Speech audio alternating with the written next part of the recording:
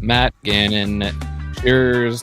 Canadian Open week, a national open is on the line. It's also the KLM Open, which Huge week. I believe used to be the Dutch Open. So that's Dutch technically Open. the National Open. And then LIV Virginia. So let's call it the Virginia National Open. So just a week of National Opens fresh off of. Close enough to DC. Like, might as well call it the U.S. Open. Yeah, might as well call it the LIV National Open. And we're fresh off of a U.S. Women's Open, Jers Viking Cup champion. Yeah, huge. What a week for the site, for everything, all the golf, when we have another massive week going forward. How much of the U.S. Open did you watch? I was listening to it on the radio because there was potentially some drama, but Lynn Grant held steady. Or sorry, Maya Stark. Stark, wow. Maya Stark, sorry. Wow. Well, it's the Vikings. It's the Vikings. They're the same. Maya Stark held steady.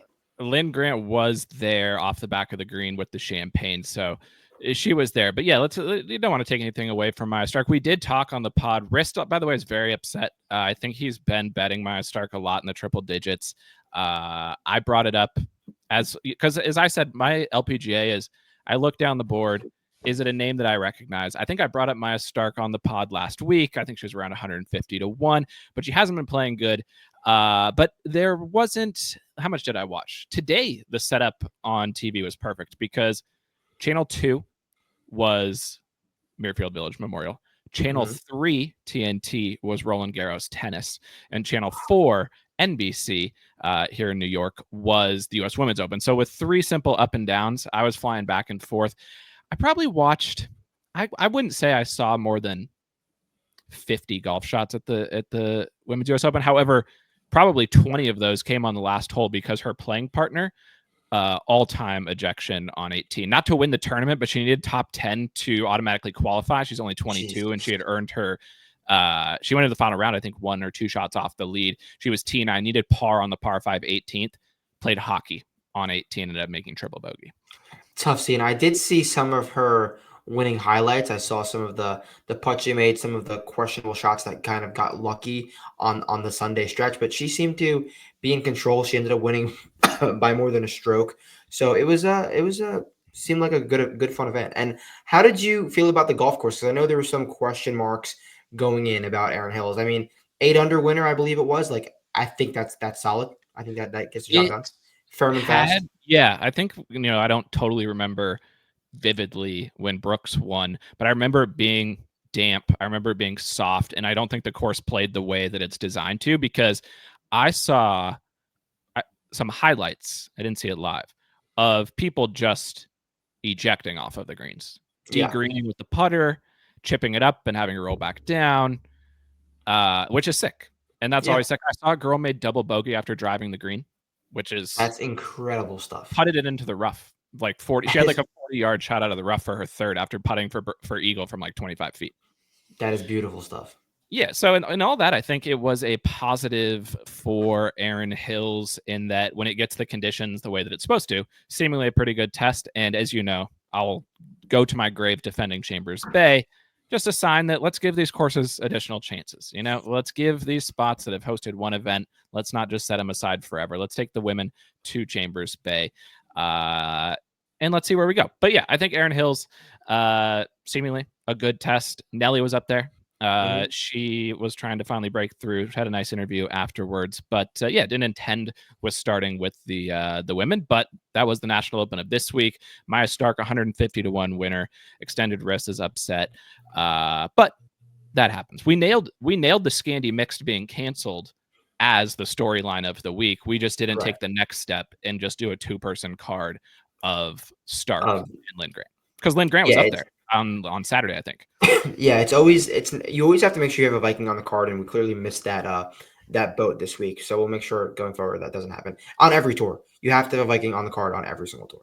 And the Vikings have been playing well, because it was last week that we had a Corn Ferry Viking win and a senior. Was it the senior tour where there was a Viking win last week? Oh no, it was the greatest final round player in the history of golf, Christopher Wrighton. Did you see what he did today too? 60. Unreal. If he would have done it back to back weeks, like I wonder what the odds could have been last week and this week. I honestly have no idea, but that have to have been infinity. And if you would have done it in back, like you don't want to see Christopher Wrighton within 3 shots if you're the leader. You don't on want Sunday. Christopher Wrighton make the cut if you No, are somebody on no. the leaderboard, because he just needs to be on the golf course in the final round. He shot 10 under, 60. He lost by 2 to Van Dellinghausen, but tough week for Vincent. He had both Sepp and I guess Sepp finished third, but it was almost runner-up, double runner-up for Vincent. But yeah, Christopher Wrighton. What? He had Wrighton? Yeah, he went back to the well on it. Wow, good call. He was looking for back-to-back. Like I didn't connect the dots. I was texting with our wrists about this week. It was Germans 1-2, and then in writing up there T2 as well at the Austrian Alpine Open. It wasn't true home game. Obviously, Austria is a different country, but we might have. And Marcel's team was T5. We didn't have enough Germans on the card on the DP this week. And when I saw the winner's name on the leaderboard, his name was Nikolai, right? Nikolai von Dellinghausen. I clicked the flag immediately. I thought there was a question, like there was a potential Viking connection, but obviously the Germans are not in the cup anymore. So it was, I mean, that could have been a straw to get them back because they haven't really had a winner in a while. So I guess we'll talk to the committee, see how they feel about Nikolai. Yeah, we'll monitor the situation. But yeah, strokes gained home game on the DP is always huge, always an angle. And I don't know if I had any Germans on the card. Marty, do you see what happened with Marty? No. Oh, Koofs. Oh, yeah, on Saturday. Yeah, I saw. Unreal scorecard. I woke up, and this is vintage potting. We'll probably get 10 minutes in before we touch on Memorial. But as you do, I'm back in New York. I actually flew in on Friday night back from the West Coast, so I got to bed kind of late. Marty was sitting T10, I think, going into the weekend, about 5 off the lead, exactly where you want to be going into a weekend on the DP World Tour. Yeah. I wake up. I kid you not. This is a true story. I open the app, blurry eyes, like I don't know what time it was, maybe like 8:30. I'm just kind of waking up. I went to bed late. And I always squint, and I'm hoping to see red, for the day. I see what I think says -7 next to Marty. And I go, if he's really -7, he's got to be in the lead because from where he was. He is in the lead. 1-shot lead as he had just finished the 11th hole. He was 7 under through 11. 12 looked like it was going to be a tough hole. I hadn't been watching much. I get up. I go, I'm going to watch this because Marty's picked. It's Marty. It's your guy. A couple of weeks ago, we could be looking at a true legend here. Triple bogey the next hole. I believe he made 4 straight bogeys after that. He went from 7 under through 11 to even through 17. It doesn't get more DP than that. And were you watching the breakdown like in real time or just tracking? I went out to the couch, watched the triple bogey, but that only put him 2 back, and I was like, "That's okay. Like we're fine. Yeah, let's get it back." DP. It's only Saturday. And then he made another bogey, and then I slept on the couch again for about an hour and woke up and saw how the rest of it unfolded.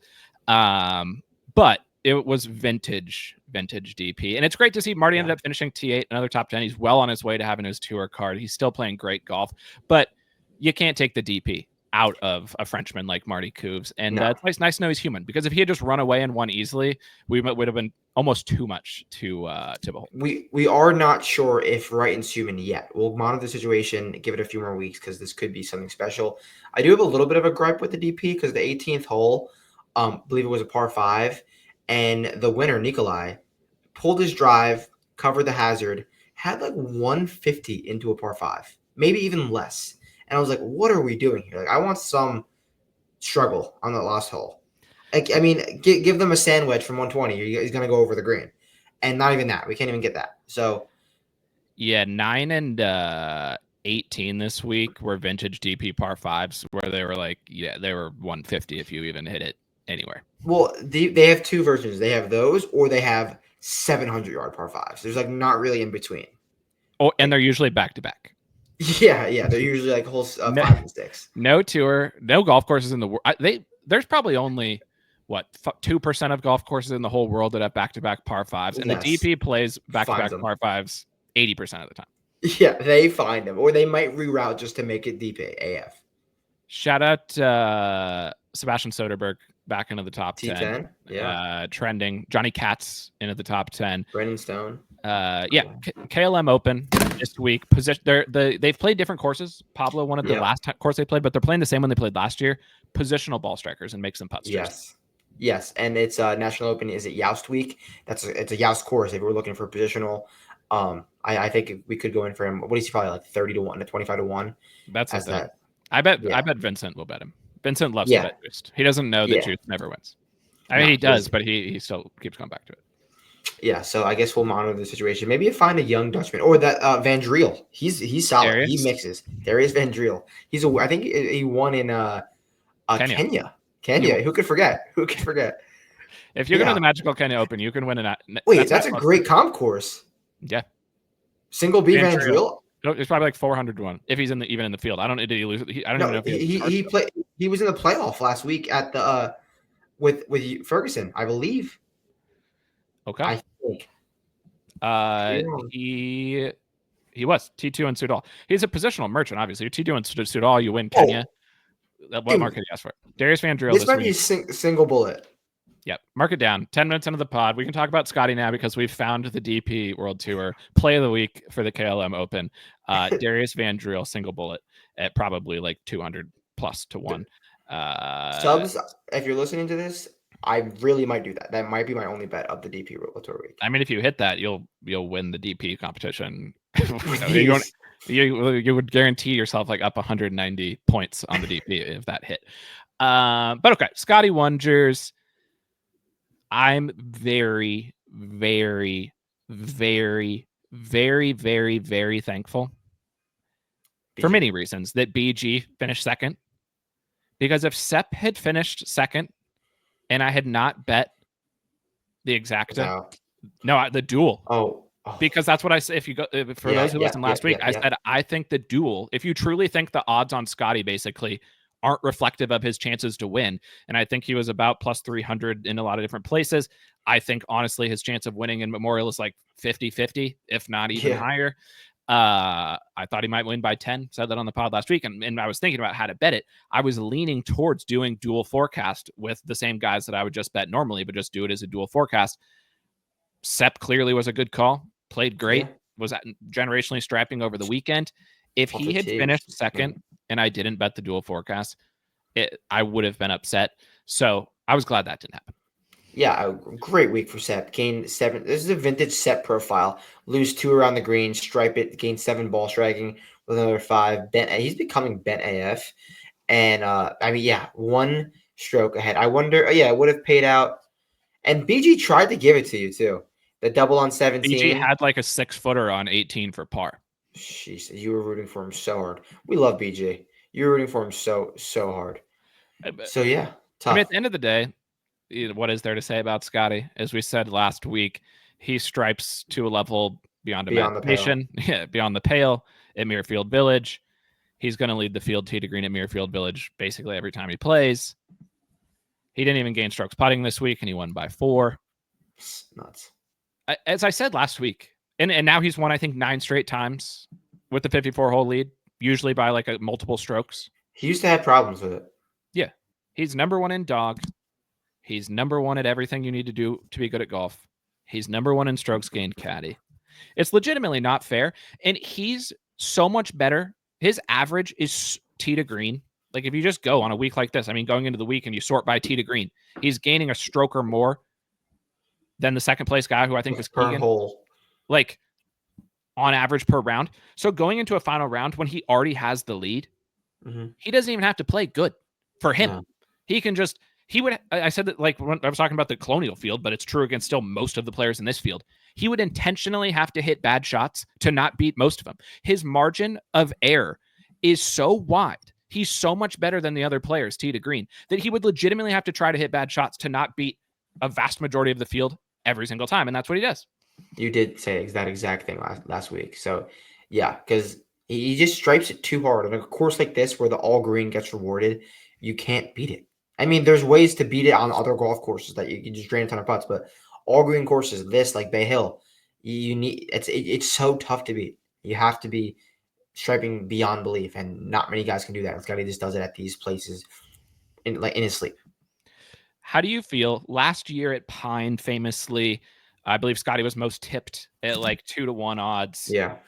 We went there to Pine. We said this doesn't make as much sense for Scottie because it was going to be, you couldn't hit the ball close to the hole. It was rejection city. No. He wasn't going to be able to do what he does at a place like Muirfield, where if you do hit the greens, it's not like the ball bounds off the greens or something crazy happens. You're rewarded. Play from the fairway, hit the greens, you're chilling. He goes to Oakmont in a couple of weeks. Do you think this is setting up where, because it has been, I mean, even going into this stretch of golf a few weeks ago, I was not excited because I knew Scottie was very likely to win multiple events, and he makes it very difficult from a betting perspective.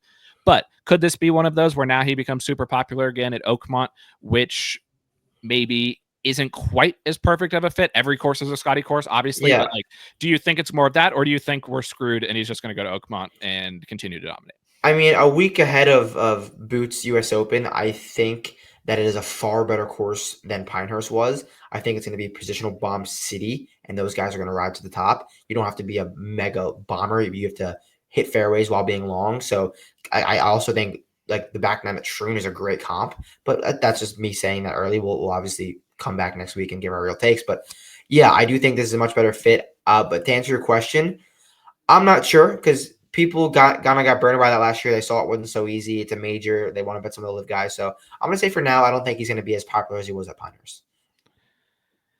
Yeah, I think I agree with that. I think I definitely agree with that. Oakmont will be a better course for him than Pinehurst was. I do think the greens are a big story at Oakmont in a couple weeks. And by the way, obviously, Boots Pitts is locked in and confirmed. Just nailed down the Airbnb today. It's looking like a quality boot setup this week, Jers. I think we're going to do it the way that it needs to be done.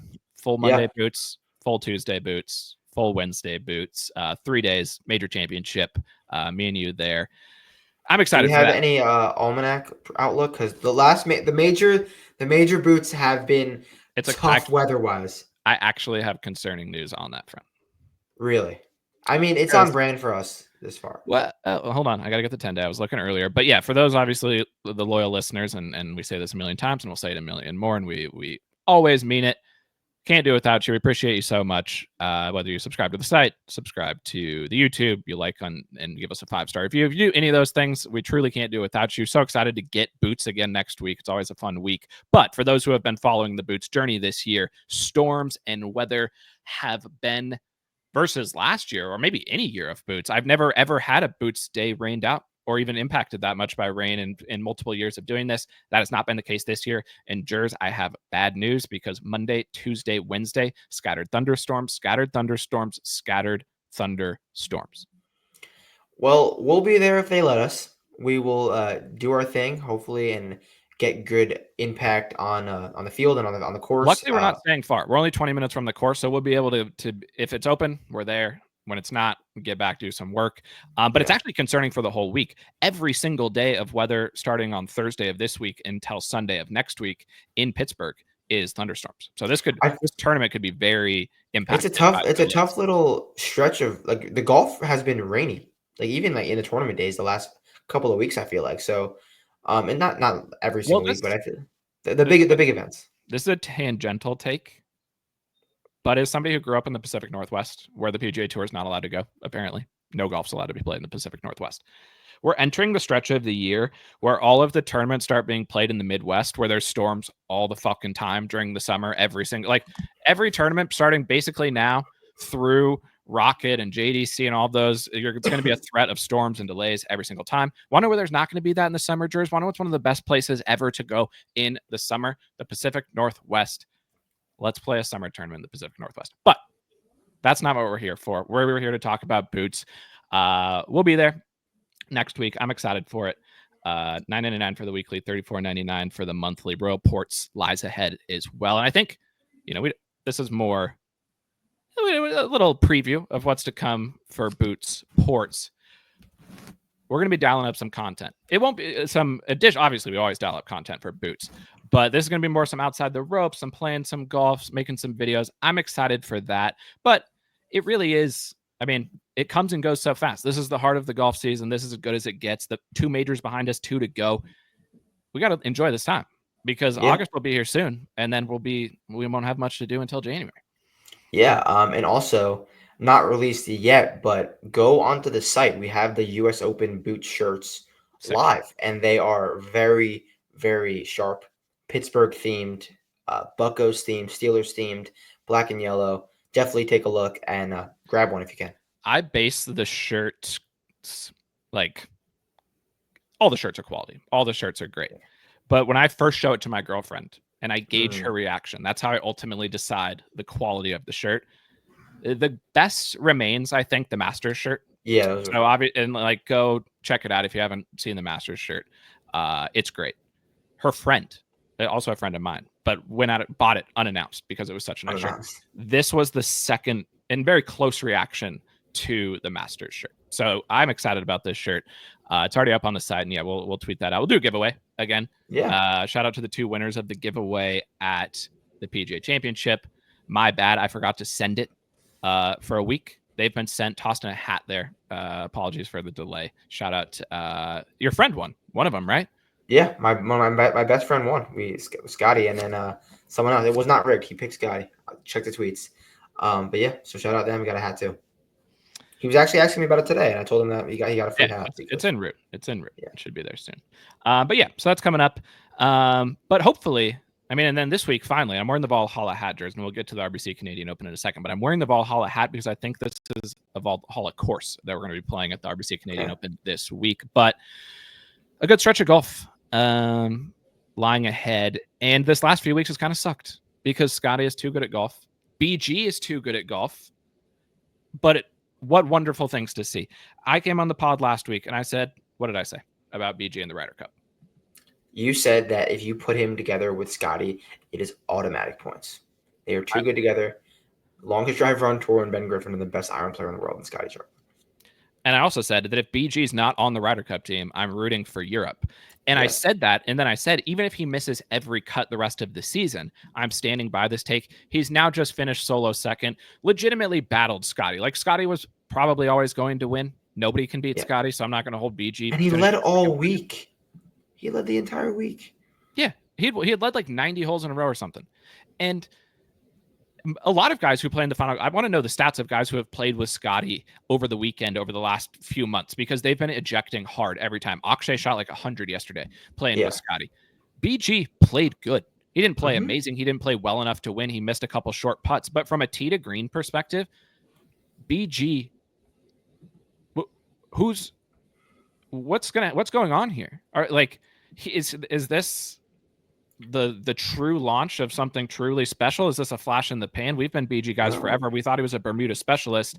Now he's one of the greatest golfers to ever live. This is unbelievable stuff.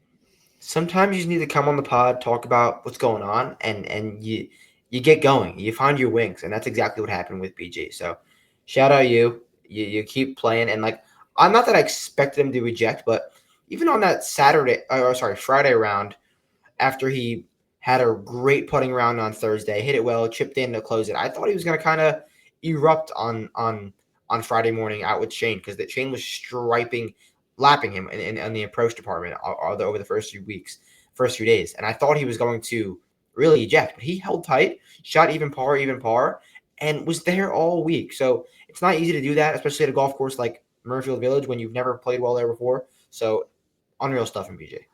And it goes back to the pod when we talked to him, and one of the things we asked him about was the driving, because he's always been a bad driver, and that's been his problem. He's always been really good. He's almost won multiple times on the PGA Tour over the last few years. He almost won super early on in Bermuda. He always had the talent, and now he's just nuking it off the tee, drop stepping, Barry Bonds swinging for the fences off the tee every time. He's a good putter. We already said he's the best long iron player to ever live. I don't think this is a flash in the pan. I honestly don't. Like, I really, truly believe that he's well on his way to being a consistent top 10 level player on the PGA Tour, like with the current makeup. And when you go to the Ryder Cup, even going into this week, I still saw a lot of people like, oh, now he's at least on the conversation of the Ryder Cup. No, he's on the team. Who are you putting on the team ahead of him? Harris English, right? Mav McNeely, Harmon, JJ Spawn.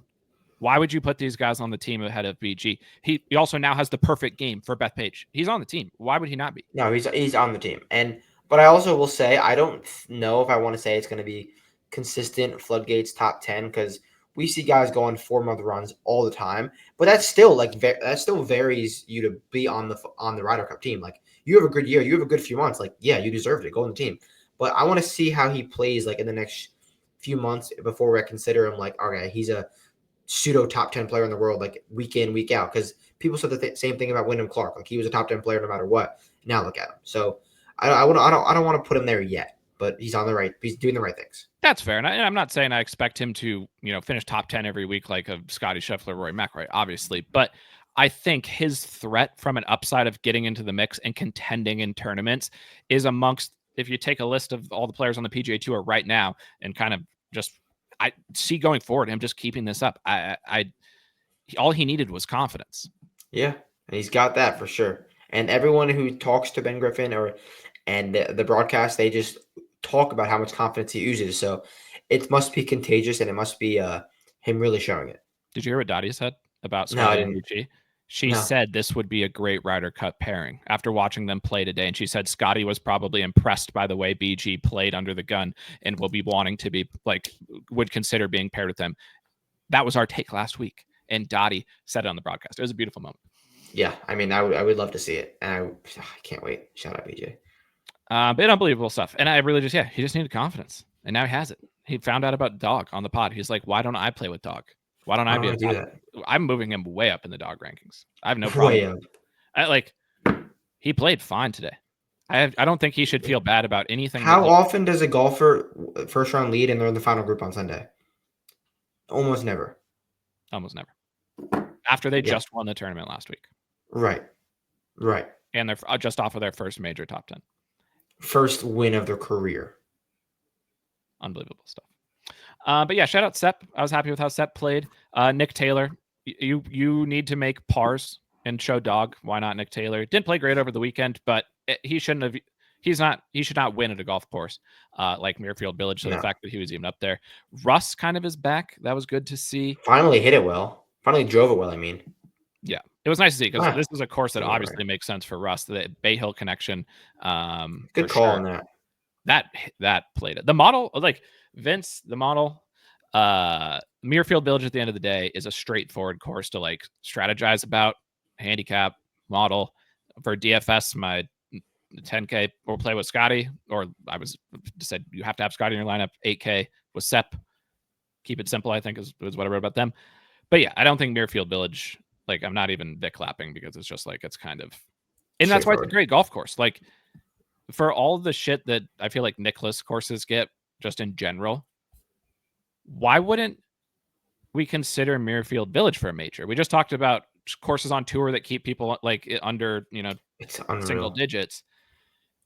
Why would we go to Valhalla wearing the hat instead? I don't think Jack would let them play a PGA. This is better than the PGA Championship. I don't think Jack would stoop that low. A U.S. Open maybe, which I don't know how the weeds would work in that, but I don't think Jack would let him have a PGA there. The U.S. Open would be sick. So sick. Really trick it out. Add 2 more inches to the rough. Make the greens even firmer. Scottie would win by like 25 shots. It would be awesome. No, I don't know if he could beat Brent Snedeker in those conditions. How about that? What did everyone that finished lower than him? How do they feel right now? Anyone, and I mean I've made this take many times, so this is not like this is not a diss. I didn't do that this week, but there has to be people out there who were like, I can't believe Snedeker got a sponsor's exemption. This is ridiculous. It is ridiculous. He's not deserving of being in the tournament, but take advantage of the opportunity and finish T7 with a final round 65, his best round ever at Muirfield Village. A guy who has played well at this course throughout his career. Actually, he's not played well at this course throughout his career. I was thinking of somebody else. He's played terrible here at Jersey. This is easily his best finish. That's insane. Unreal. He took the Jimmy Walker at Quill Hollow route of just hitting every single fairway while losing, almost being like last off the tee, and just making every putt. And he striped the irons. Like Brent Snedeker T7 at Muirfield Village is the best result that any player's had this year. That's a fact. Clip that. No one has further outperformed except for also super short hitter Soups at Vedanta. That's probably number 1 performance, and this is number 2 performance on the PGA Tour this year. Yes. Did you see Soups this week? We on my other show with Don, we did a bet who's going to finish last, and I believe I picked Brian Campbell. He was not reaching any fairways. It was a tough scene for Soups. He withdrew after the first round. I wrote up Soups. I thought he could positional his way around to a top 20 result. No, you were definitely right on that one. I wouldn't say he was truly mixing, but this is one of the better Keegan bets I've ever placed. It actually went pretty good this week. I don't have any ill will, and I usually do. No, he was definitely mixing in the without Scottie market. So like no one was mixing. No one was mixing. So yeah, Keegan was a great call. What did he end up finishing? Like T5 or T7? T7. He played T7? really bad he basically played good on Thursday and Saturday, really good, and really bad on Friday and Sunday. Yeah, weird. So yeah, good call on Keegan. He continues to make his case for the team, doing his thing. He should be on the team too. Like at the end of the day, right now, with how we don't have good golfers right now, Jers. No, That's the problem. I don't know what happened. We just don't have any good golfers. Yeah. I don't know when you're gonna go to him because he's down the leaderboard, but I want to do like a few minutes on Collin Morikawa. Yeah, let's do it right now because Collin was a guy who I was probably more out than in on this week, just because he hasn't been playing good. And did you see his interview? No, when? This was one of the best from a combining a boots take with an interview and a strokes gain caddy Greiner. Oh, I cannot wait to hear this. His interview on, I believe, Tuesday or Wednesday this week was unbelievable. He basically was saying that like he's on the search for finding his swing from 2021 and that like that's what he's been hunting after. He like can't figure it out. He's like, I go down these rabbit holes and I go so deep. And he's like, Joe Greiner, I think he said, has already told him he's crazy multiple times. Apparently Greiner has said to him multiple times, like, dude, what are you doing? You're fucking insane. Like, you're Collin Morikawa. Just go out there and hit the ball and play golf. Like, don't even think about it. And there's multiple other things he just said about like how he's just like tinkering and all this stuff. That's what he does. We go to Boots. We talk about it all the time. This with his coach and his hip angle and every tiny little thing. It's just not there for him right now, and it's not good. No, and whenever we've seen him I would say this year because it hasn't happened all that much the last 2 years except for the Sawgrass week. Like his coach films every little thing and reports back to Collin. His chipping, his driver swings, his iron swings. He records them and he shows Collin, look at this. I don't know what they're talking. That cannot be a good thing. That cannot be a good thing. As a man who likes to record their swing way too much, I know it's not a good thing. One of the guys who record their swing too much, JT and Collin. And Greiner was JT's caddy. And what did I say, Jers, after JT? I think I most know JT now of any player on the PGA Tour. Like I feel you were so out on JT, and you were like, no, because I went with JT, and you warned me. Like, I don't think he could keep it in play. And you were way right about that. So, but the reason I've been out on him since he won at Harbortown is that I didn't get why we let Greiner leave. Yeah. He was the perfect caddy for JT. He's also the perfect caddy for Collin in the sense that we're talking about, and this is what I think you wanted to talk about because there's been some crazy stuff. But I don't think Collin is listening to anything that he says. JT actually listened to what he said, and that's why they were a good combo. Collin is just fucking all over the place. What is he doing? Some of these shots, there's no way Greiner is on board. No way. No way. Collin needs someone who like he's scared of. I don't know who that caddy is. I don't know someone that he can't be friends with him because I know they got the California connection with Greiner. Someone that he doesn't know, someone who is derogative, someone who is huge, someone who is just intimidating. We need to get like Cam Davis or the Australians have a bodybuilding coach or a fitness coach. They're always out there. I don't know if you've seen this guy. He's jacked. He's a gap in his teeth, super Australian. But he is what Collin needs. That is who Collin needs in the back. Like a security guard type of vibe. A security guard vibe. Yes. But JJ was a good caddy for him. Like, Collin, it wasn't that Collin was playing bad. Collin had so many high finishes over the last few years. It's not JJ's fault that Collin can't win. Like JJ needs this time off. He probably is happy to get JJ deserves this time off.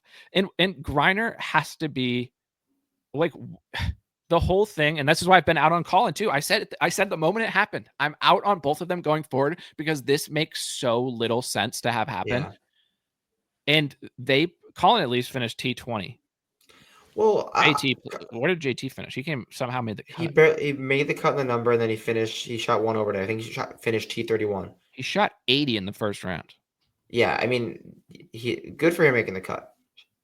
But I want to say with Collin, like, obviously he was almost leading the tournament on Friday. And then he had like one bad hole, and there was his week. He was gone from there. And I was having some FOMO because at the beginning of the week I was between. I'm not sure how much we talked about it, but I was between Collin or JT at the top. I was like, I'm gonna take one of these guys. Obviously, Collin's got the course history, and then I obviously chose wrong with JT, but they both ended up to be wrong. But I was feeling like I made the wrong decision, and then I was like, all right, no, it's Collin. He's in his own head because he was so happy on the broadcast. He was like smiling after made putts. Then he had the few bad holes. He's throwing his club on the ground. He's walking with his head down.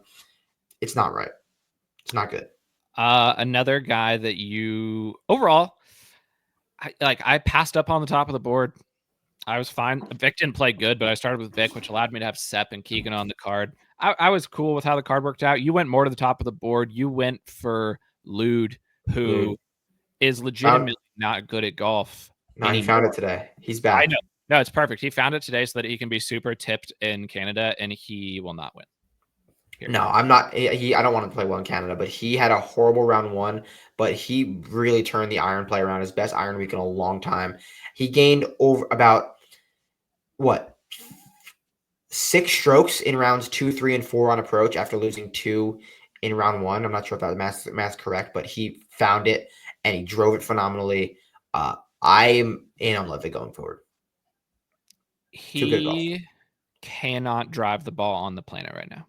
He lost in the third round, almost 2 strokes off the tee. That's what happened to him at Quail. He ended up having a good driving week. Once every few rounds, though, the thing is, once every few rounds, he's ejecting, he's hitting it off the plate. No, that's and he's racking up so many bogeys. He's making so many mistakes. He played good today in the easiest conditions of the week when it doesn't matter. Yes, I'm happy that he did that and it is trending in the right direction. But for a guy who was going to be the greatest player of all time, people were like, the conversation's always been, when will Lude become number one? He might be one of the next number one players in the world. He's so far away from being as good as Scottie. That's fact. It's not even in the stratosphere of the type of golfer that Scottie is. It's not even close. At all. It is. It's not close at all. So I think I'm still in. I'm going to monitor the situation.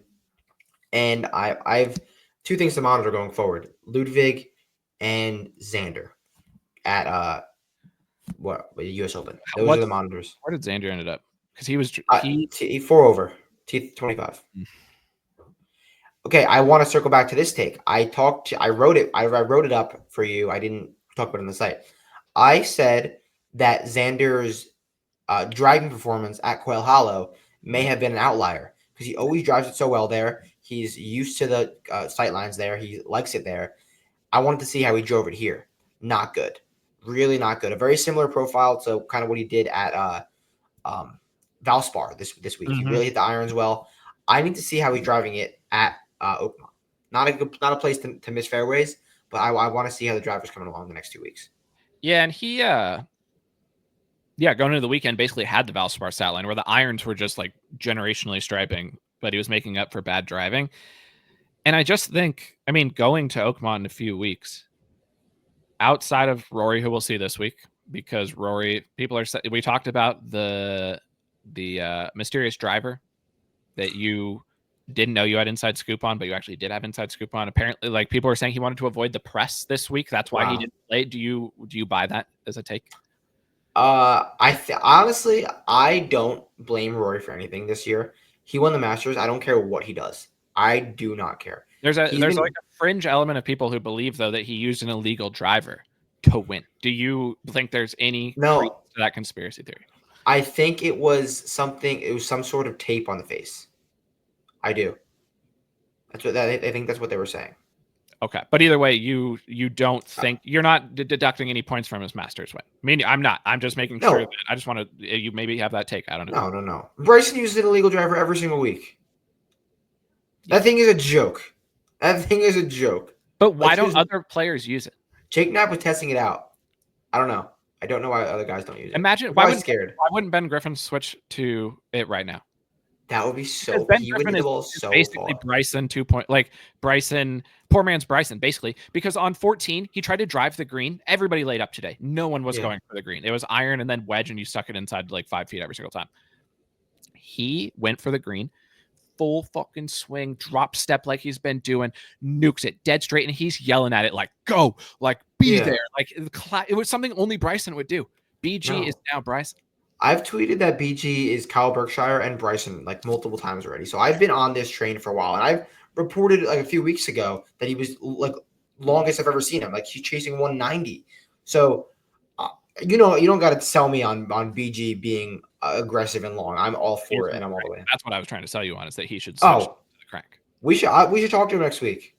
No, we're gonna talk to him next week. We got to give him a shirt next week for sure. No, I have his shirts, and I talked to Noves. I got his shirts. Beautiful. And we'll he needs to come back on the pod. And knowing BG, he's a friend of the pod and a good guy. I'm sure he'll be back on the pod at some point. And he knows the fact that what's happened since the pod, obviously the pod was 0.00001% or maybe 100%. Who could say? Dude, come on. Say, but BG, we need to get back on the pod. We need to ask him about switching to the crank, because that's why I like talking to BG, because the reason he's trying to nuke is because he's smart and he knows that this is his best chance of playing good. Yeah. Okay. That's Muirfield. Any other? Oh, Shane. You were tweeting a lot about Shane. You seemed upset about Shane's performance. I thought it was funny. You texted me about it. You were upset about his putting. I did respond and say you can't really be mad when Shane is missing putts, because you know what you're signing up for. There's certain things that I just believe from a betting perspective, and I bet these things all the time.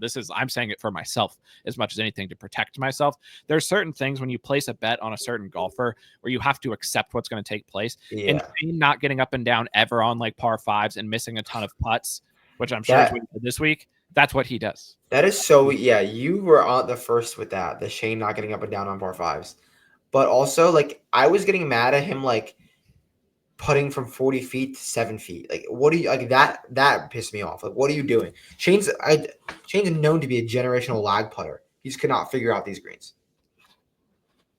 Ryan Gerard T23. Not Bermuda. If it was Bermuda, it would have been T10. Tommy didn't win. He also didn't birdie 18, so nothing good from Tommy this week. No, but he was 3 under through 8 to start the week. I think. I've lost. He ejected hard on Thursday. Golfers, but it's actually funny. I've bet Tommy so few times, and it was here at the Canadian Open where I bet Tommy when he lost to Nick Taylor.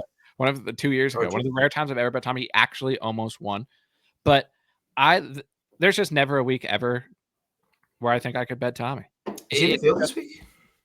He usually is. No, he's not. But you don't ever. Like you still consider Tommy. Where are we at? I've only bet him twice this year, but I do consider him.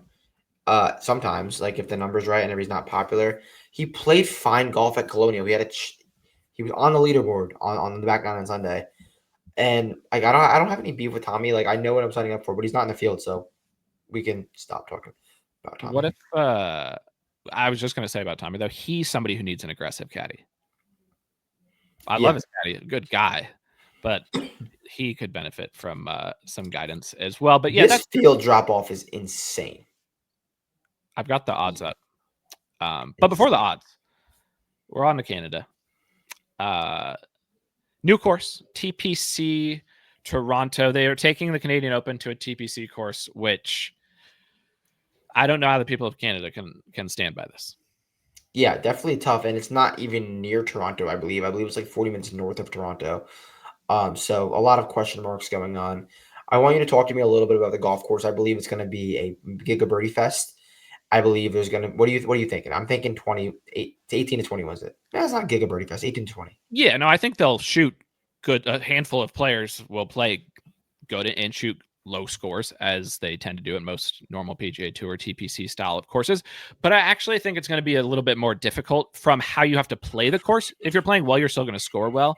But the Canadian Open, historically, pretty much every year, not every year, the Canadian Open's at a new course, but it rotates around. So you always got to like do some research, learn some things about these courses. And it's been pretty easy in recent years because all the courses are pretty similar. They play these more kind of old school, shorter courses. It turns into a putting contest. It turns into hitting your irons good and being in the fairway. They try to grow the rough up and challenge it that way. It's still easy enough. Guys play well. Rory wins every time. But this course is 7,300 yards for a par 70. They turned 2 of the par 5s into par 4s, which obviously that doesn't change how players play the course. It kind of does a little bit, but it changes the scoring. And it's going to play longer, like 7,300 yards. It's damp. It's been wet in Canada, even in the like course reporting that the PGA Tour does from like the superintendents talked about how it's been a very wet spring and winter. I think this is kind of a positional bomber ball striker. Just make some putts and shoot, 18 to 20 under, but it's because you're striping it just so much better than everybody. I think you're going to be rewarded here and need to hit position. My notes, I typed up some quick notes on the course that'll go into the preview that'll be up. All I wrote was positional bombing plus mid long irons, make some bent putts. Make some bent putts. Not, rocket science, but I do think that differs a lot than the historical Canadian Open courses. And this looks more like a TPC Twin Cities, a TPC Scottsdale type of course, a Valhalla style of course where, yes, the scoring was low, but the guys who separated themselves drove it down the middle every single time. Not hard drives, easy enough drives, but you still have to do it. I don't think this is, again, hard or it's not. It's all right in front of you, but you're still going to need to step up and hit the shots. Yeah, no, I think that's a good take on the course. I also looked a little bit at it. So yeah, I guess we're gonna lane in on those guys. And I mean, talking about the guy that we just talked about, like I could see myself going back to him. The putter scares me, and the number is not great, but this field is really, really, really weird. Like it's like 4 names, and then it's just like whoa. Like I see Thorbjorn Olsen in the first like 15 names of the odds board. No disrespect, Keith Mitchell, of course. Don't. But like it's just not what I would have expected. Don't come at Thorbjorn Olsen like that. But you're a Thorbjorn supporter, so yeah. That against you. Are you talking about Lud? No. What? No. Lud's deserving to be there. No, I'm talking about Shane. Oh, you would go back to Shane this week. Yeah. I like that. He stripes so hard. Can Shane beat Rory if they were mixing together? Would Rory let him win because does Rory really care? Rory doesn't care about golf anymore, so maybe he would let Shane win this time. That could be a take. Yeah, I can see it. So you're saying you think based on how this field falls off and how this course is theoretically going to play that you need somebody from the top of the board on your card this week? I think one of these guys will be seriously in the conversation. And I remember the Canadian Open a few years ago when Rory won. It was a very similar style. It was like 5 names and 5 names and then the leaderboard. And I remember texting you in a group chat and I said, why wouldn't I bet Rory at 10 to 1? He only has to beat 5 names. And then he ended up winning because the rest of the field was just like nothing.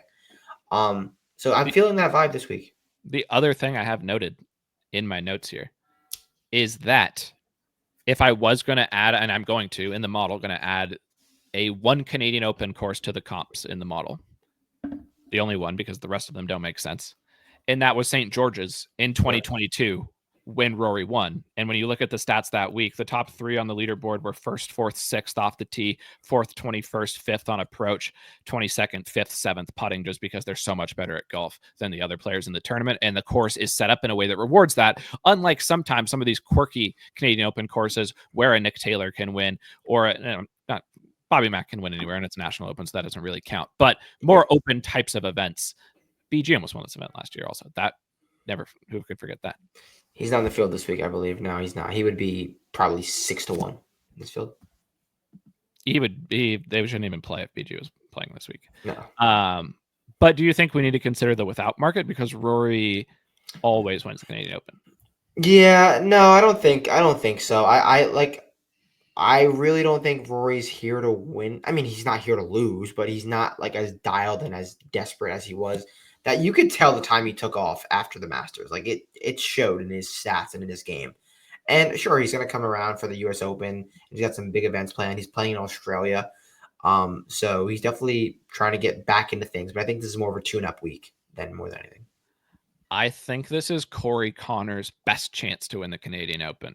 I think for Corey Connors, a course that rewards just striping and then make some putts. And he's been putting better this year.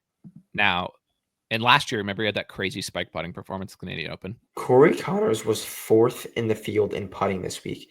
He lost 4.5 strokes on approach, and he still finished T25. Not that that's a good result, but I'll consider betting Corey Connors this week. I'll tell you right now. Like Connors is putting better. Yes. For sure. And he normally stripes, and I'm not going to hold one bad ball striking week at Muirfield Village against him going to a TPC course. Even though I do, and it's a TPC course that will reward ball striking, but it's not, it's not going to be anywhere near the test that he saw this week. I mean, he's won on a TPC course twice. Does he have the dog to win his National Open, though?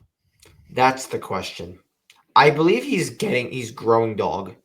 No one's ever said that before, but I believe he's growing dog this season, just based on like hanging around at the Masters. I know he 4-putt or 3-putt on the first hole on Sunday. I don't know. I think he's getting more mature. Okay. At the end of the day, if he putts better, that will only help him.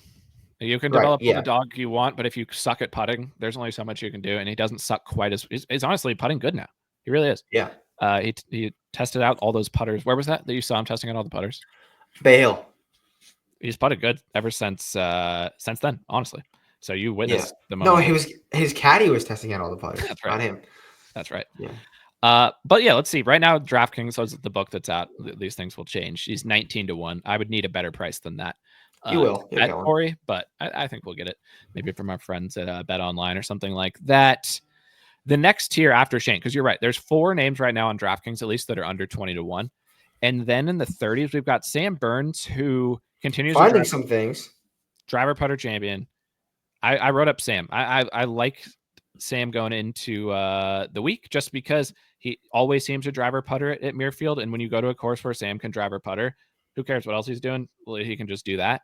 And but going here, I'm not as excited about that. Yeah, I don't love I need some better iron play from Sam, and I'm not getting that. We haven't gotten that since Waste. Truthfully, tough scene for Sam, but he's finding some things. So that's not even a good number, I would say. I'm not on Sam. He's going to play good at Oakmont. I'm going to tell you that right now, because when he started to play well, the rounds where he really has great rounds now, not often, but when it does happen, is some of the days in super difficult conditions. Remember at the Open when he came from like barely inside the second final group, and then this week on Saturday, so hard. Yeah. He did the same thing this week. On Friday, he shot up there with like an insane round, because if he gets hot with the putter, he can just like play insane. But I think he'll play similarly to Oakmont, where there will be a round or two where he really shoots up there. He'll probably eject, finish. I'm not saying he's going to win the tournament by any stretch of the imagination. I'm not even saying he's going to play top 10. I just think when the week rolls around, remind me at Oakmont that I feel good about Sam Burns, maybe from a DFS perspective or something like that. Okay. Yeah, I'm down. Driver putter. Because if you can driver putter, you can always play good every once in a while. In a tournament, one out of 4 rounds, you driver putter. We talked about like if we could be one archetype, driver putter would probably be it for sure. If you wanted to like build a modern golfer, yeah, and that's why all of the Viking Cup young players are driver putter, because they know they're smart. Yeah, and all the young studs are driver putter, like on the way up. And want to know where you can groove driver putter is in the ice cold conditions. TGL. Well, yeah, exactly. Indoor golf. That's why Ludd is a great indoor golfer, because he grew up playing it. You just learn how to nuke your driver really far and make putts. You don't need to be outside for that. No. Do you think Ludwig will go down as the best indoor golfer of all time? Well, I think that one year during COVID, the DP played an indoor event, and unless he won that, I can't. Like, if he's not one on a professional level on the indoor game, from a true tournament standpoint, TGL needs to host a real tournament. Why not play a stroke play event? That would be great. That'd be a great offseason thing. So I think as of now, the best indoor golfer of all time is the guy who won the event, and he got to play in a real event after that. Mm-hmm. And then Billy Horsch was number 2, and then Ludwig. Yep, I agree with that. Get well soon, Billy. It sucks that Billy's not playing the rest of the season. I know. It really does. It'll Billy and Willie are out. It'll save me from a betting perspective though, because I'd be betting him every week. It sucks. He's not. I hope he can get back for the BMW PGA. You know he's counting down the days. That's what he's building for. Yeah. Bob Mack. I know you wouldn't go to him because it's back to back, and you don't stand for that. Scottie just did that, but it's Scottie, so that we can't factor that in necessarily. But it is still a national open, 30-1. Him or Pendy at 30-1. That's a really good question. I think they are a good matchup to like finish even on the leaderboard. Pendy showed some good things again. I was on Pendy this week actually, and I worry about the Canadians in Canada. I think I would go with Pendy in a head-to-head though. I think that I like the setup a little bit better for Pendy. I would prefer more difficult. Bob Mack was playing good there for a while. T20 for Bob Mack. Yeah, where did Pendy finish this week? I mean, what did he? Wait, Bob Mack shot far? No. No, he shot +2, but it was par mentality out there this week. Speaking of par, Taylor Pendrith T12 par. I know, that's why they're good. Led the field on approach. Wow.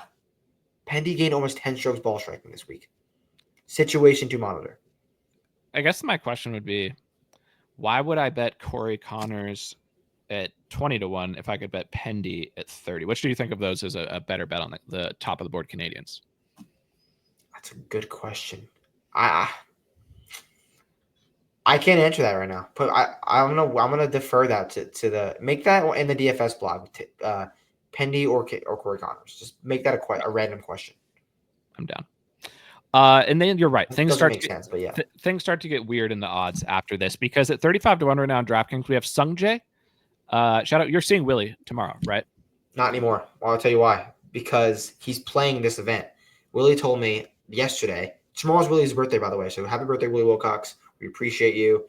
And the second thing is, I was going to play golf with him in North Jersey. He was going to fly to North Jersey, fly back, and then get his car to drive to Pittsburgh.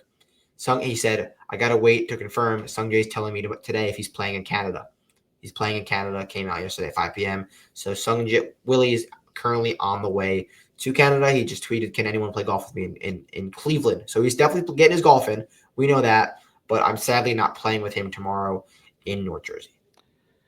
Okay, well, that's important because I was going to ask you if you could get some Sung reporting. But Sung finished T16. His irons are legitimately broken. Like, his shoulder injury, clearly he can't hit his irons at all. He lost. And you saw it in person too. Like, you saw him. But he still finished T16 because he's so good at golf. And because he's not hitting his irons, I ultimately don't think I could do it. But 35-1 on a TPC style course where you could just get hot, and he's done it before, it's at least in the price range where I'm allowed to bet Sungjae over 30-1. Yeah. Want to hear something that Willie posted on Instagram or Twitter today? Sungjae has 197 PGA Tour starts. 100 of them are T25s. That's a joke. That's why Willie has the best job in the world. Happy birthday, Willie. Just wish for continuing on with the life that you're living right now, because you're living the dream. And we're excited to see what Sungjae ultimately does, making that last second decision to go to Canada. Yeah, and this is apparently one of the worst logistical weeks of the year. Every Canadian Open is tough, so no one really wants to be there. So probably going to be a tough week for Willie. Unless Sungjae wins. Then it'll be or Willie's birthday. Because Sungjae wants to win for Willie's birthday. He wants D5. That's what he wants. Luke Clanton debut. 35-1 right now in DraftKings, which would be a really surprising price on Luke Clanton. 35-1. I mean, we're Clanton guys, but that to start his career would be something. Generational driver of the golf ball. Makes sense for what we're describing here. But can he do it fresh onto the tour? I know he has done it many times as an amateur. I'm just saying, first professional event, what are we expecting from him? I think the weights get on his shoulders. I think he feels it this week. I think the first few events that he's played was I'm the young amateur. I'm going to just ball out and be myself. And not that he's not feeling that way now, but I think there's real pressure now. There's no pressure before. There's real pressure now. I think he plays better because he played great over the summer and in the fall last year. That's when he was almost winning. That's when he was striping it generationally. Then I do think the pressure early in the season of getting enough points to get his card, because remember how every week it was like he's got to make the cut to get his card, or he's got to finish wherever to get his card. I think that was pressure. Like, I think the reason he didn't play as well in that chunk of the season, he was in featured groups all the time. Like, he was playing with the top players. There was a lot of like pressure on him. Now I think obviously there is pressure because now he needs to maintain this play so that he can keep his card going into next year. I think he can play with a little more freedom, at least. Okay. So I think he's better than he did in that stretch. That'd be my take. I think Nick Dunn finishes T. I think you mean Luke Clanton? Luke Clanton. Who did I say? Nick Dunn? Nick Dunn. You said Nick Dunn. It's because we used to be able to talk about Nick Dunn like this, so he just lives in my mind. He made the cut at Muirfield Village, so shout out Nick Dunn. I think Luke Clanton finishes top 20, but I don't think the betting price is something I can do. Okay, fair. Okay. Keith Mitchell, first round leader, probably. Seems like probably. This is a great Keith Mitchell course for being first round leader. In the 40s and the 50s, I assume you've got the DraftKings prices up. Yeah, I got them. Just give me guys in that like 40 to 60 range. Rasmus is here. Jake Knapp's here. Chris Gotterup's here. Nick T. Kind of Dog. crazy Wendy C is down here. Alex Noren. Anybody? Yeah. Kurt kind of intrigues me. Where did I play Kurt? Did I bet Kurt? I bet Kurt at Colonial, and he played okay. He was in Scottie's group on Sunday at Colonial. I can see myself going back to him. Rasmus is 65. He's not doing anything. Max 55. Max is showing signs. And this is a weak field. Where does stats? 11 over. 11 over. But I want to look at the stats too. He's been playing good in the first two rounds, or he actually only played good in the first round this week. He played so bad after the first round. Yeah. And it's so weird too, because like it's not like his good rounds are fluky putting rounds. Like he hit the ball well, like in the good rounds, and then he just loses it. But he's not back yet. He's showing good signs. In the second and fourth rounds. No, wait. Oh, yeah. In the second and fourth rounds this week, Max in total hit 11 greens over 36 holes. That's crazy stuff. That is, and in between the third round, he hit 10 out of 18. In the first round, he hit 14. He hit almost more greens in the first round than he did the rest of the tournament. How many greens would you hit at Muirfield Village in one round?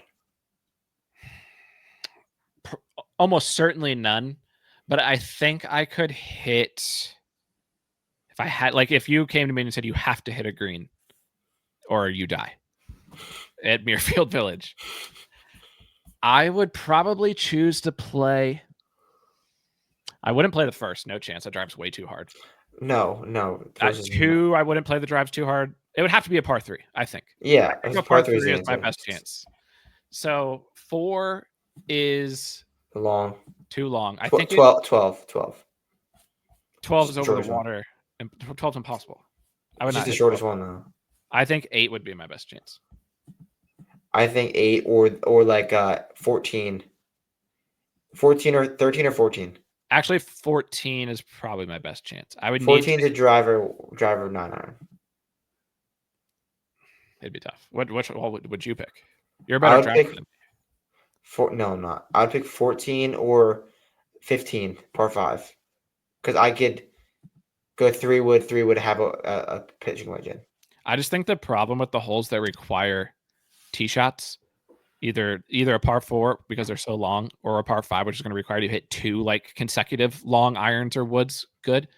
If you get in the rough, you will not hit the green. You have 0% chance. So like 0%. If you have to hit one green, it probably has to be a par 3 because the rough is 0% chance. You cannot. I would set my line at 1.5. 18 holes.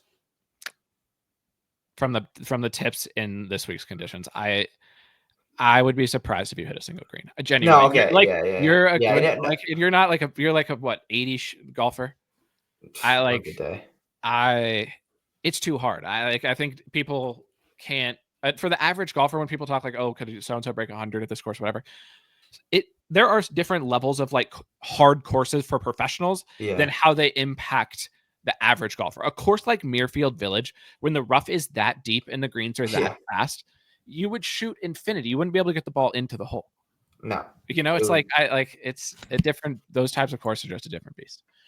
But anyways, we should make that a clip this week, because randomly an hour into the pod we did a deep dive on how many greens we would hit at Muirfield, but we did that because Max Homa did not hit a lot of greens over the weekend, Jers, and we were talking about guys in the 50 to 60 range. I actually think I like Noren. I don't know if I could bet Noren, but 50 to 1 on Noren, sure. Nick T. But did you like any of those guys in the random middle range?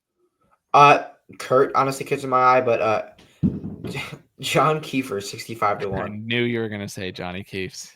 I knew it. It's just funny that he's there.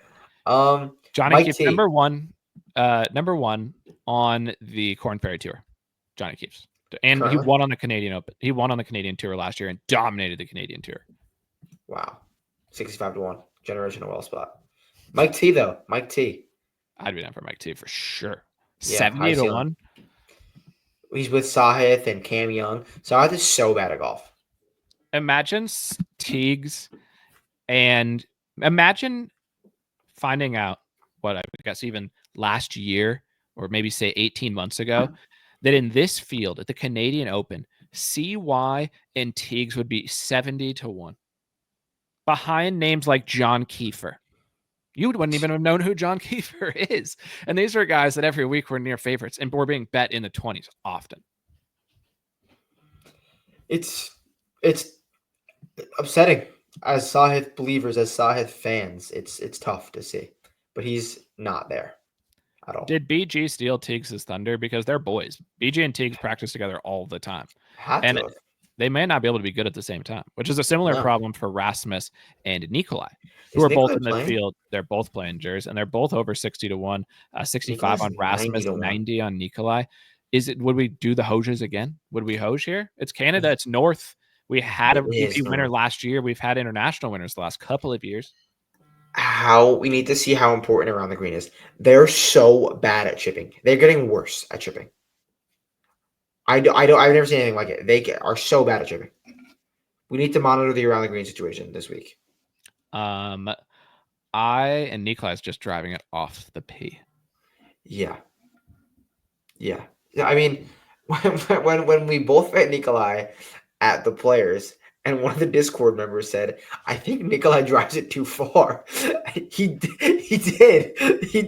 We were like, "What? That doesn't make any sense." No, hand up. You were right. He drives it too far. I think that's Butters in the Discord. He asked if you hit it too far, and yeah, we kind of thought like, is it possible to hit it too far? And the answer is yes, you can. And Nikolai legitimately hits it too far. He can't. His dispersion is so wide that like, it doesn't matter how far he hits it because it could miss left or right by 40 yards. At 40 yards is being generous. Yeah. How much better driving the golf ball is Scottie than Nikolai? So much better. But when Nikolai or Rasmus hits a good one, like they're locks for like long drive of the week. Like they hit, and their swing is so funny because they just have a single plane. Like they don't have any wrist hinge at all. Just like a turn, and it's like 375. Like how do they generate this much speed? It's so funny. Yeah, when it's timed up, it's Nuke City down the middle. Another guy who's down here, almost 100 to 1, Tom Kim. What is going on with these guys? They're like lost cause. How did he play at Muirfield? Was he even there? In the field, no chance. No. I'd rather bet like Stephen Fisk or Pooks. Pooks mixes. Do not bet. Pooks mixes. I'm not gonna bet Stephen Fisk. Pooks is good. Ricky Castillo, for those who don't know the Pooks nickname. That was one of the best nicknames that you came up with on the spot early in the season. First time we ever talk about Ricky Pooks. That was a good call. Smalley, this is a course where Smalley can finish T4 with one of the greatest. He'll shoot 62 on Friday. The only bet I'm going to place this week is Alex Smalley under props on Friday. I'm not betting anything else this week. That's my only bet. He will shoot 62 on Friday. Smalley, might be the easiest T8 of Smalley's career this week. This is a perfect Smalley course. And he almost won the Canadian Open. That's one of his best tournaments ever. Remember? With Wyndham. When Rory won in 2022 at the course that we said is just like this course. So, but we can't. You can only bet Smalley in the without market if you have to bet Smalley. Yes, he will. Who is Richard T. Lee? Two top 25s and 2 appearances at the RBC Canadian Open for Smalley. He's comfortable here. And at the end of the day, Canada, that's Smalley vibes. I would bet. I could actually. I don't think he will. If you bet him, expect him to disappoint you. If you bet Smalley, it goes to the same thing I was saying about Lowry. When you bet Smalley, you can't complain about how he plays over the weekend. That's part of the deal. That's what you're signing up for. But I could actually, a tiny part of my brain could see Smalley winning the Canadian Open. Yeah. What are you doing? We got a disruption from my sister. I saw that. Downstairs. I heard that. Does she have a winner for the RBC Canadian Emily, Open? do you have a winner for the RBC Canadian Open? No.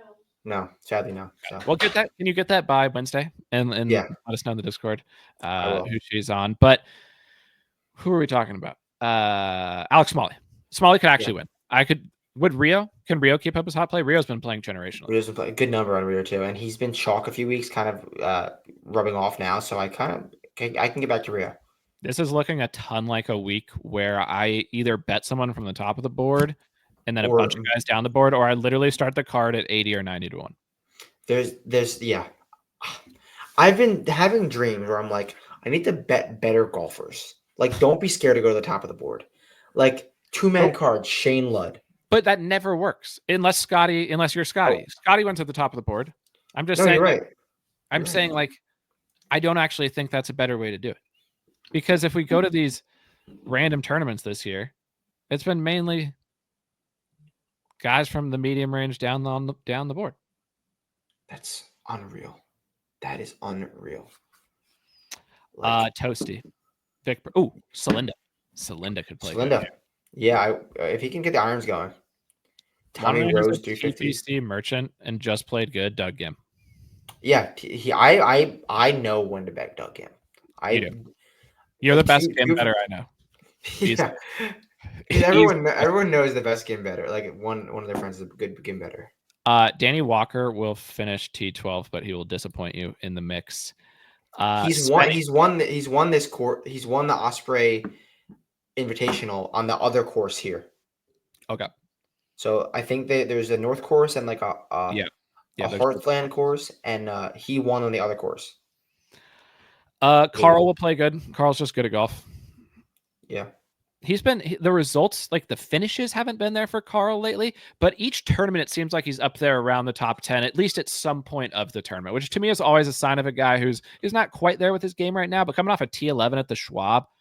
The problem with Carl is he doesn't drive it very good, which would concern me at a course like this, but we got to keep our eyes on Carl when he's up here at 150 to 1. We'd feel like idiots if Carl wins one of these tournaments. And I think I'm going to go back to Subs at 700 to 1 because he played well at Charles Schwab outside of Sunday. He was leading the field off the tee going into Sunday. And then he had a bad week. Also in this massive range is Schenk. Bikes 800 to 1. Bikes is mixed. I was excited to see that Trace Crow, who's a random guy I always want to hype up, like in the 6K he played range. well last week at the He won the KFT this week easily. Oh, he won? By like 5 shots. He was way ahead. Shit. He won so easily. Hammer and Hank Lebiota was T2 the KFT event this week. Dude, he won the first KFT event of the year, I believe, and I think he was leading the KFT for a while going into the Summer of Hank? How could I forget? Trevor Cohn back in this field, a generational bomber. This is a fun field. Yeah, Adam Schenk, 2 for 2 made cuts at the Canadian Open. Just won at the Byron Nelson, which is a Birdie Fest TPC course. Why wouldn't we give Schenk a look at 200? If you were there, you would let us know because you boot Schenk. You guys are serious. Serious. Hadwin's 200 to 1. Fishburne's 200 to 1. Yeah, they're above names that like are questionable. Like why are these guys 200 and Richard T. Lee's 170, Quade Cummins 140, Cooch 130. That doesn't really make sense. Some of these guys, but also we have a situation to monitor because we know the flow chart. 1,000 to 1. Harrison Endycott. He might think. I think he thinks he's better than probably all but 10 of these guys. Yeah. So tell the people about the flow chart really quick. The flow chart was we had Bud Colley's caddy, and Bud continues. Where did he finish at Memorial? He was up there, just absolutely strapping for a while. Get him on the Ryder Cup game. Seriously, why not? T39 for Bud. And he must have struggled on the weekend, but he has top 10s in 1, 2, 3, 4 of his last now 8 starts, and he made the cut at the PGA, and he made the cut at Muirfield Village. He's better at golf than a lot of these guys, honestly.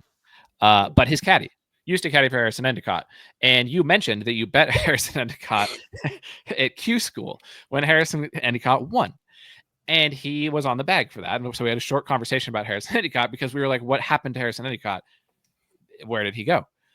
And he said I think he was injured. He hasn't played very well. And then he declared that when Harrison Endycott knows he's the best player in a tournament, he always plays well. And he used that as an example at Q School because he knew he was better than all these guys and he won. Now we know that when he goes to a golf course, we decide, is he better than these guys or not?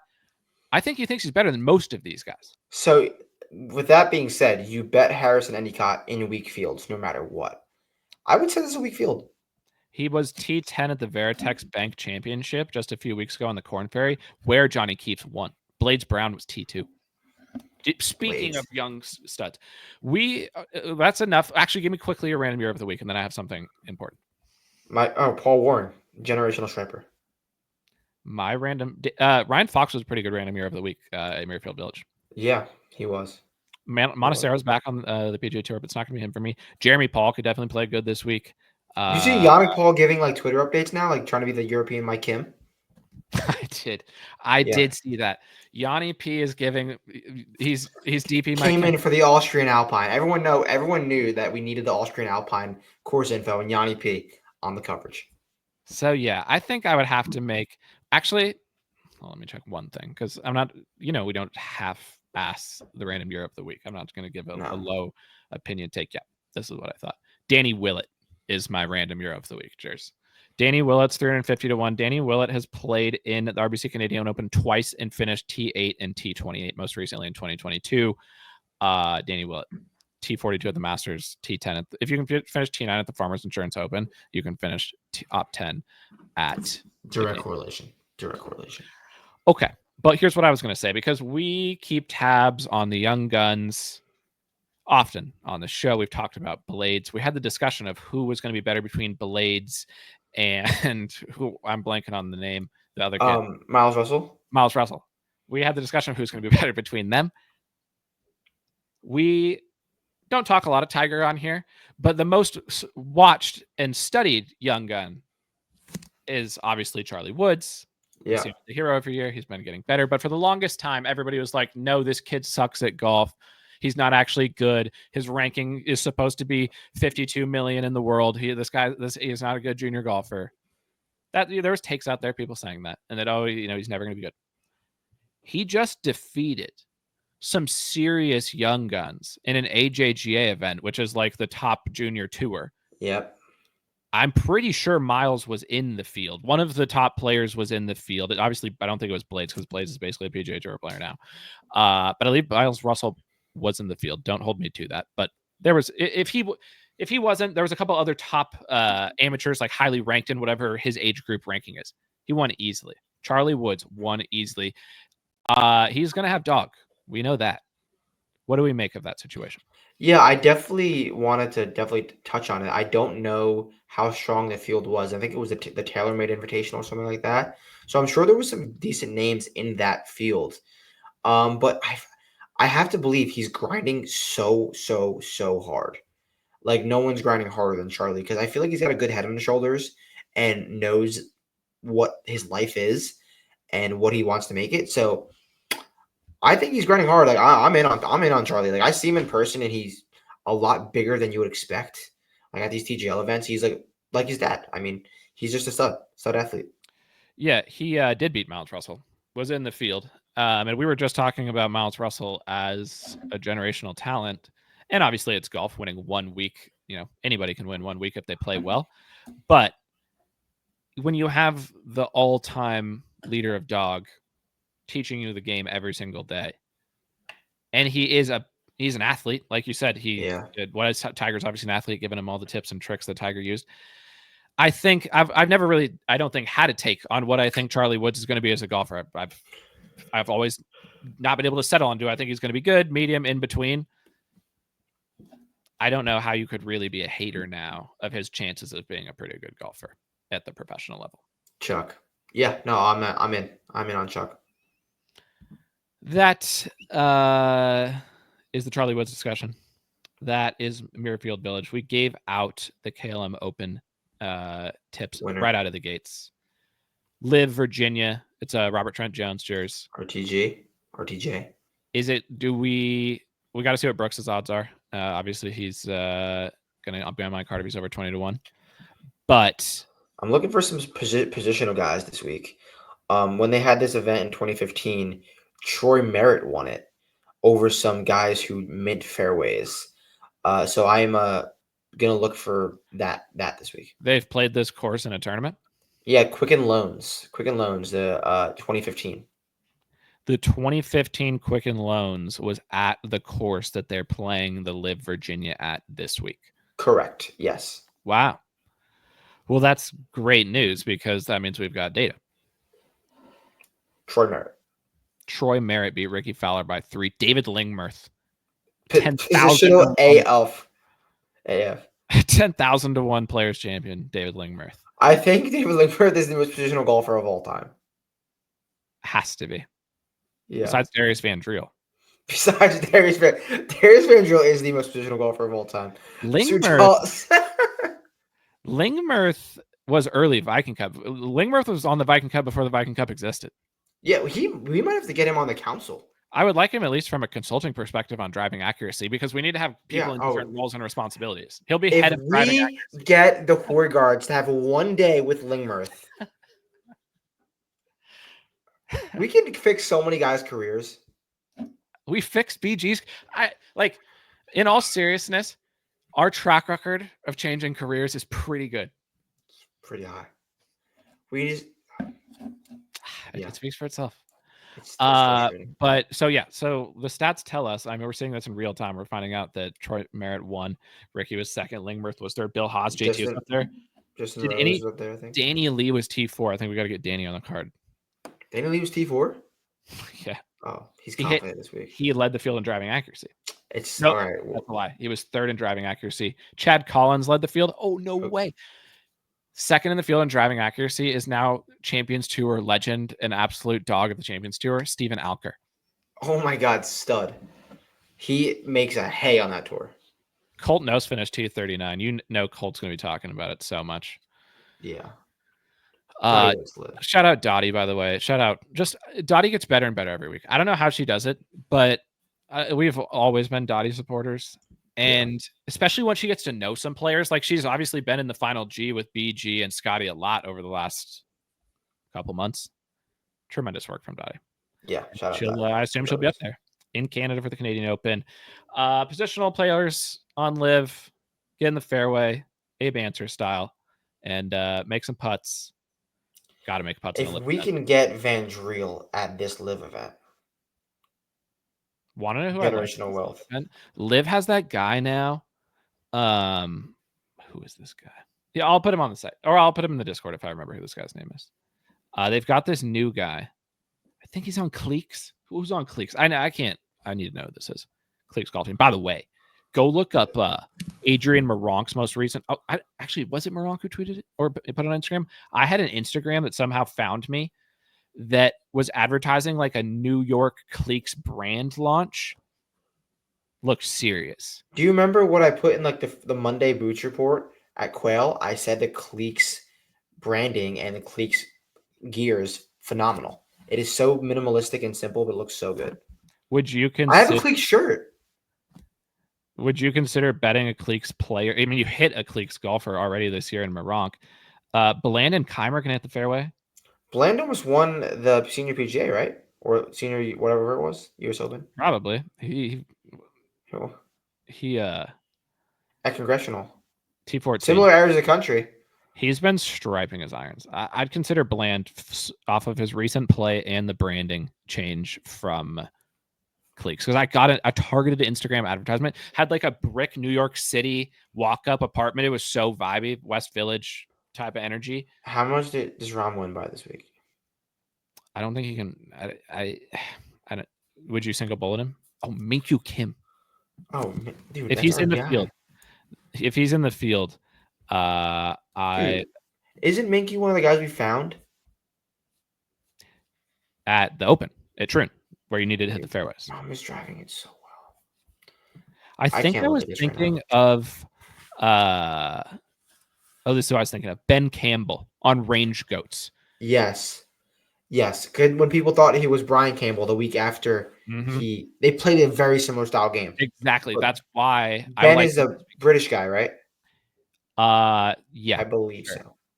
Let's go with that. Random of the week. Because they do play similar games, and that's why that's the name I was trying to remember. That is my pick for LIV. He played really well at Singapore.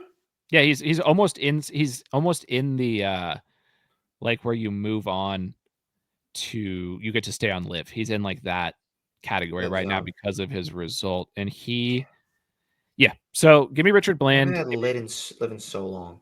Ben Campbell's 19th right now on LIV in driving accuracy, which is pretty good.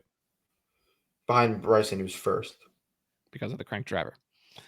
Okay, that's a great pod. When you can do an hour and 25 minutes on the Canadian Open, you got to do it, but you have to do the hour and 25 minutes not just on the Canadian Open because that would be too much. Jers, I appreciate it. We will be the next time we pod. The next time we speak to the people will probably be Monday night after a Boots at Oakmont.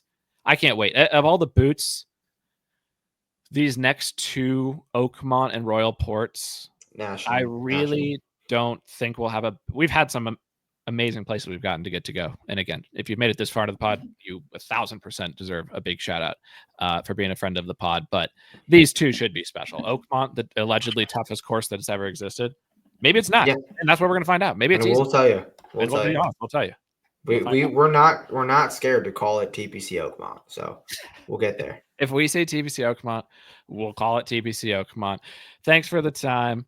Good luck this week. Let's get back in the winter. So we got 3 tours to hit a winner on. Let's get into the winner circle ahead of the U.S. Open.